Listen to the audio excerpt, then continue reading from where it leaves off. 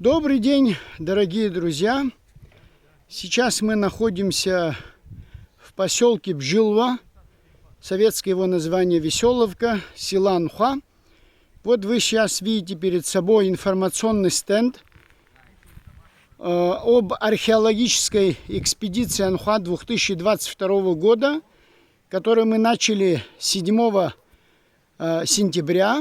Здесь дана та информация, которой мы сегодня обладаем об этом историческом объекте. Сейчас я вам продемонстрирую всю работу, которая была проведена за последние 3 дня.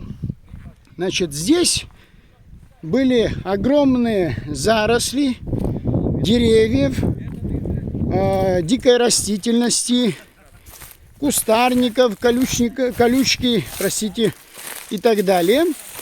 Вот на начальном этапе мы полностью расчистили вместе с прихожанами Священной митрополии Абхазии и сотрудниками весь этот объект от крупной растительности. Последние 2 дня мы были заняты расчисткой от мелкой растительности с тем, чтобы приступить к археологическим раскопкам. Вот вы сейчас видите, значит, мы попытались зафиксировать все фрагменты руин этого храма. Я вам показываю вот ограждение. Это уже археологическая зона, которая поделена на 340 секторов. Понятно, что за один сезон мы не сможем провести раскопки по полной площади. Мы начинаем с тех очень важных мест, где наиболее ценные могут быть вещи, и потом дальше будем продолжать. Но в конечном итоге мы планируем на проведение археологических раскопок по всей территории. Так вот, значит, сделаны специальные ограждения, и сегодня, после 2 дней подготовительных работ, сегодня 9 сентября, мы провели раскоп, значит, 5 секторов в алтарной части. Вот сейчас я вам демонстрирую. Извините, что там тень попадает. И, значит, удивительным образом были открыты фрески. Мы знали о наличии этих фресок в этом храме из описаний.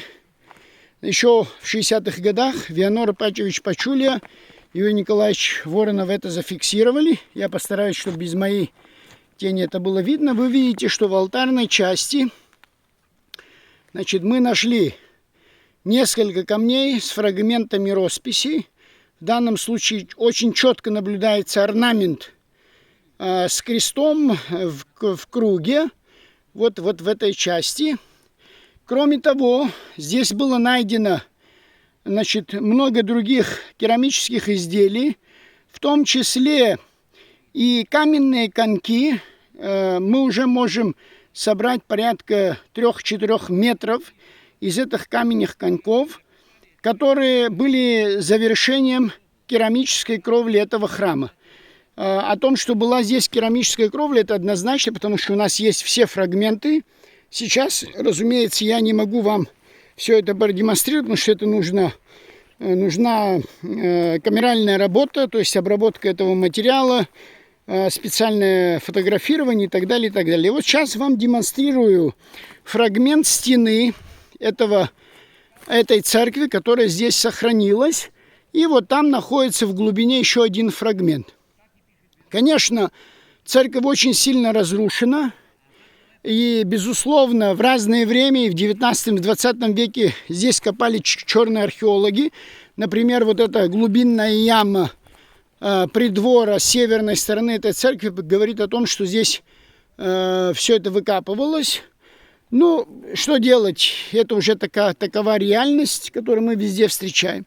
Кроме того, вот с этой стороны, то есть с западной стороны, находятся руины еще одной церкви. Безусловно, в этом сезоне мы не сможем здесь провести никаких работ. Если даст Бог, где-то в октябре, в ноябре с прихожанами мы расчистим и этот объект с тем, чтобы, по крайней мере, очертить его контуры, внешние контуры этого храма.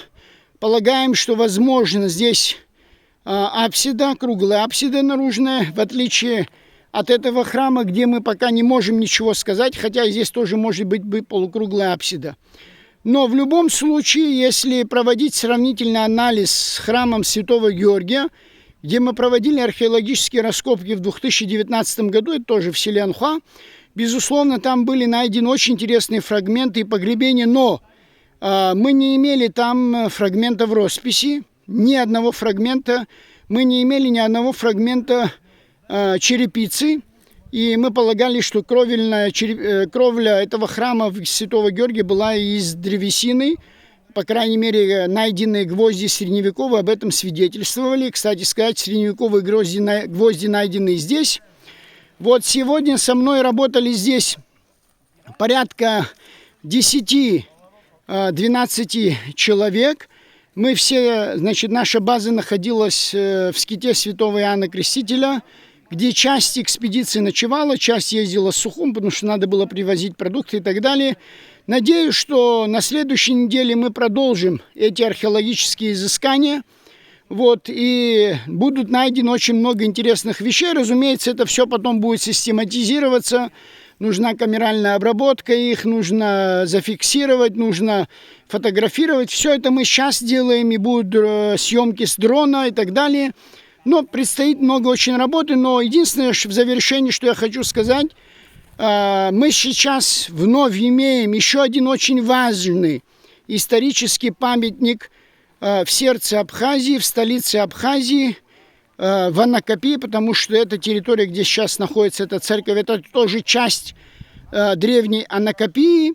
Вот. И, казалось бы, иногда люди приходят сюда и полагают, что ну что может быть здесь, среди вот этих зарослей, на, скажем так, простите уж за выражение, на отшибе села Анхуа. Но видите как, оказывается, здесь есть древнейшие памятники, причем расписанные памятники, христианские церкви, две уникальные христианские церкви, которые, я надеюсь, в течение нескольких сезонов, которые нам предстоит в будущем, будут исследованы, по крайней мере, какая-то более-менее картина сложится. Потому что, к сожалению, никаких исторических описаний этого памятника у нас нет. Самое раннее описание относится к 60-м годам.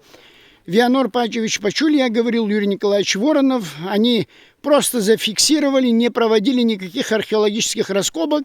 Безусловно, с того времени памятник намного был более разрушен.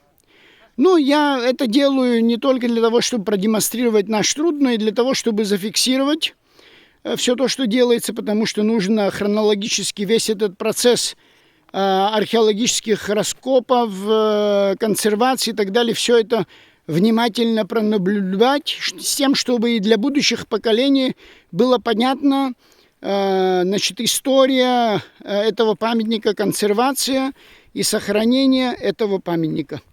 Благодарю всех вас за внимание.